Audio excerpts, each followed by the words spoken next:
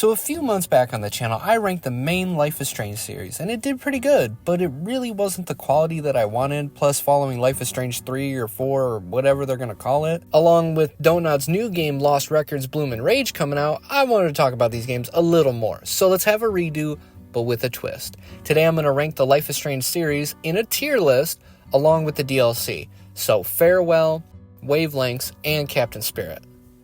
And while there seems to be quite a few toxic people who attack anyone that covers this stuff, I wanted to do it anyway because, well, fuck those people. And as a thank you to the people who have been super sweet in the comments of the last couple Life is Strange and Lost Records type videos. Y'all are awesome. So y'all know how this works. Let's get right into it. So starting off with the original Life is Strange from 2015. The one that started it all. This game, for me, came out of nowhere, but damn, it was just perfect for the time. I actually watched Jacksepticeye play it before I got a chance to play it, and his Let's Play was awesome. He's obviously the GOAT, but there was so much about this game that pulled me in, even though at the time I was into like story-focused games, but not of that type, like episodic games. I guess I wasn't into those at the time, but like I said, I always liked these slower-paced story games. But the style, like the art style from the story, or to the story and the music, which is just perfect, it's such a amazing blend. With the characters, I was hooked from episode 1. So, in Life is Strange, we follow Max, a senior in high school, attending Blackwell Academy in Arcadia Bay, her childhood hometown, that she just recently returned to because she moved to Seattle and 5 years go by and she moves back, and one mysterious day she discovers that she has the power to rewind time. It's pretty sick. So after reuniting with her old best friend Chloe, they have to figure out how to stop this storm that's going to hit the town, that's in Max's like visions or dreams, while finding Chloe's best friend Rachel as well. While it's a hectic kind of type of story, there are just so many moments where it's calm, it's chill, just all around a relaxing vibe to me. It feels very unique, and while some of the characters are kind of awkward, mainly in the dialogue area, and in the original game, their mouth doesn't sync well to the shit that they're saying. It kind of looks funny sometimes. I still love them, and I just love this game as a whole. I could go on, but I should probably save most of my comments for a future video where I wanted to do a retrospective of this game and all the other titles. But this is in my top 10 games of all time. I love this game, and what it meant to me at the time, it meant a lot. It even got me into photography for a while I was in my late teenage years. I just love this game. S tier, it's a banger, no questions asked. Moving on to the prequel, Life is Strange Before the Storm, we follow Chloe Price, the best friend from the first game, and this takes place before Rachel goes missing and Max returns to Arcadia Bay. It's shorter than the last title with only 3 episodes. It's probably the shortest game in the series. It's kind of more of a DLC. This game was pretty cool, even though Chloe doesn't technically have a superpower. I mean, she has the power of, like, backtalk, which is fun at first. I used to really like this game, and while I still play it time and time again, it's a little hard to come back to, as I mentioned earlier, it feels more like a DLC, like a expensive DLC than a full title, which it kind of is for the most part. Plus, everyone has a different voice actor from the original game, because a lot of characters come back, but, basically all their voice actors were changed, which kind of takes you out of it a little bit, especially if, let's say you play Before the Storm and then you play 1, like it doesn't feel right. It still works. The style is still beautiful. Chloe is probably more relatable here than in the original, and the soundtrack still goes off. Even though it's pretty different from the first game, while I'd like it, I can't say it's like amazing. It's kind of just okay. Feels more like DLC, and it's just too short, and with not a lot of stakes. We kind of know what's going to happen. The play performance was fun, not perfect. That's one of my higher moments of the game. And playing D&D, that was one of my favorite parts of the entire title. So I'll give it a B. It's not 50-50, it's more like 60-40, if that makes sense. So moving on to the DLC episode that came out with Before the Storm, Farewell. There isn't much to talk about in this one. Again, it's supposed to just basically give context to the lore and hash out more of the story, with Before the Storm being a prequel to the original. Now in this DLC, you can go back even further in time to kind of paint the whole picture. Which, when you put it like that, and if you do it in like a marathon, it's honestly pretty nice. But as a whole, just as a standalone, it's okay. It's great to see the original cast come back as their respective characters. Always love that. But there isn't much here. It shows us more about the day Chloe's dad died. Oh, spoiler. Kinda. My bad. And shows like Max as she's gonna leave shortly after to move to Seattle, which is technically where the story of Max and Chloe begins. Like I said, it's okay. Soundtrack still super good as per usual. Cast great. Gameplay is okay, I guess. I'll put it in C tier because it's kind of give or take. It's good for context, but not really much else. There's no reason to go back to it unless you're running a marathon, like you're trying to go in the timeline order, which would be Farewell, Before the Storm, and Life is Strange 1. So it's not bad, but it's just not as replayable. So before we get into the sequel, we got to talk about the awesome adventures of Captain Spirit, a sort of prequel free DLC for Life is Strange 2 that we got. So we follow Chris, aka Captain Spirit, as he runs around his house pretending to be a superhero. Sprinkle a little tragedy and a loosely applied abusive situation, and you got one depressing ass like hour and a half of a game. I honestly only played this maybe twice, maybe only once, and while I love the world building, this DLC just makes me sad. No one wants to be sad. So while I appreciate the added context to this world, I don't know if it was really needed. It's not something I'm going to come back to much. Maybe I'll live stream it one day, but for now, again, kind of with Farewell, I'm going to put it in C tier. It's 50-50. I guess I'd say if you've never played Life is Strange 2 and you're going to play it, play this first. It doesn't completely matter, but with the first play, it's definitely good to get the full package, you know?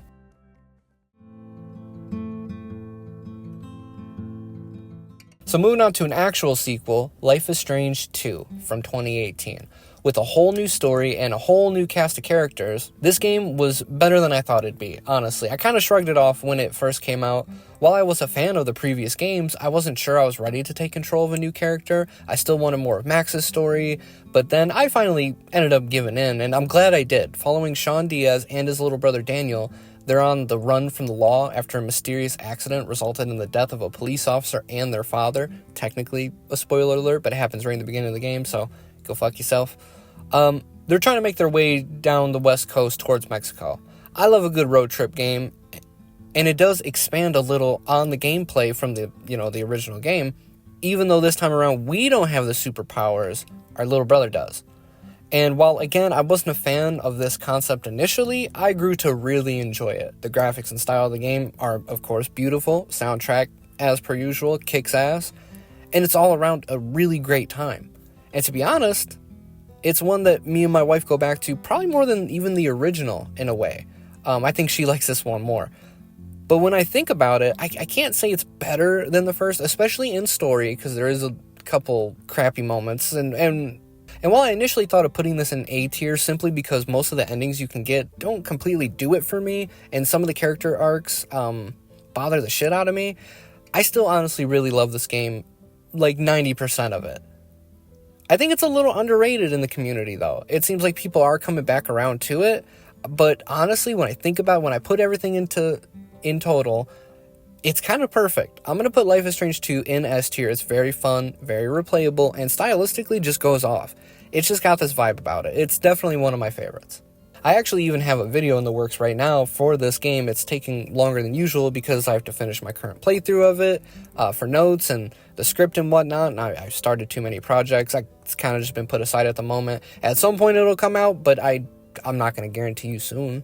But it is on the way. So if you're interested or you're watching this in the distant future when that video is out, you should subscribe for when it drops and go watch it if you're seeing this months from now. This is a great game.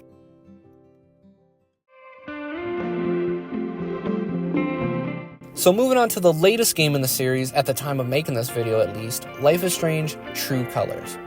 After being such a huge fan of the first game and being surprised at how much I enjoyed the second game, I was pretty stoked to play True Colors. So it dropped in, I'm pretty sure, 2021. My wife and I basically blasted right through it in a night, and it was a great time. We play as Alex Chen moving to the small Colorado town of Haven Springs to reunite with her brother Gabe and get a fresh start on life as she's had a troubled past, mainly due to her superpower. She has the power of empathy. She can see others' emotions and can even take them away from them. Very unique in my opinion. The town is gorgeous. Best looking game in the series by far. While I don't like as much of the side characters as previous titles, there are still some great characters here and even returning characters that I was glad to see. The soundtrack, per the standard, fucking awesome. It's overall a great gameplay experience. As for the story, it's great for the most part. While I actually don't have any real negative things to say about the ending, it felt way less satisfying than even some of the endings you get in Life is Strange 2. So it just kind of felt a little too quick for the build-up that we were getting. Like, it was hitting us with it, and then it felt like it just kind of stopped. And that really kind of shies me away from it.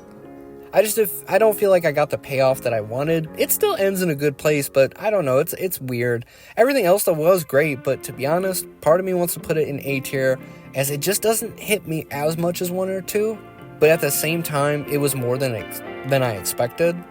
I'm gonna put it in A tier. My only problems, to be honest with the game, is how fast that ending felt. Everything in between was great. The lack of memorable side characters for me, and I just felt like they could have done more with it. I love Alex as a character. I love the story. It's super intriguing. I love the superpower, but that ending and just kind of the world building, it was great to see, Steph again and stuff, but it was just kind of all right. It was awesome. It wasn't perfect. It was awesome.